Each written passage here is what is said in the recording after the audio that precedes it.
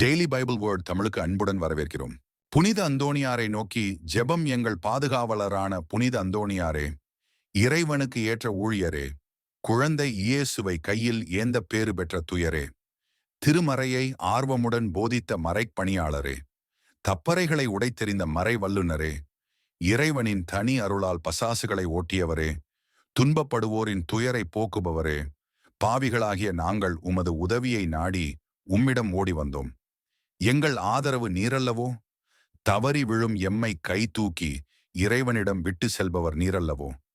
எங்கள் மகிழ்ச்சியும் நம்பிக்கையும் பேரின்பமுமான இறைவனிடம் பரிந்து பேசுபவர் நீரல்லவோ? உம்மை அண்டி வந்த அடியார் எம்மீது கருணை கண்களை திருப்பியருளும். ஆழுவோரின் கண்ணீரை துடைத்தருளும். நோயாளிகளுக்கு உடல் நலம் பெற்று தந்தருளும். நீர் பாராமுகமாயிருந்தால் நாங்கள் யாரை அண்டி செல்வோம்? ஆண்டவரிடம் நீர் எங்களுக்காக பரிந்து பேச மறுத்தால் நாங்கள் யாருடைய உதவியை நாடுவோம்? புதுமை வரம்பெற்றிருக்கும் எம் ஞானத் தந்தையே, ஆதரவை நாடி வந்திருக்கும் பிள்ளைகளின் மன்றாட்டுக்களை புறக்கணிப்பீரோ? பல்வேறு துன்பங்களினால் வாடி வந்திருக்கும் எங்கள் கூக்குரலுக்கு செவிசாய்க்க மாட்டீரோ? நம்பிக்கையுடன் உம்மிடம் ஓடோடி வந்திருக்கிறோம். எங்கள் நம்பிக்கை வீணாகுமோ?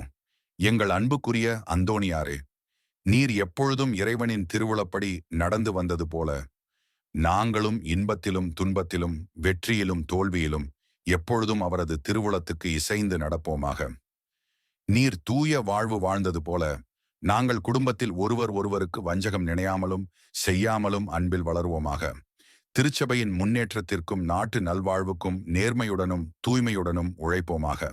அனைவரும் மெய்யங்கடவுளை கண்டறிந்து தக்க முறையில் அவரை வழிபடவும் எங்களுக்காக இயேசுவை மன்றாடியருளும்.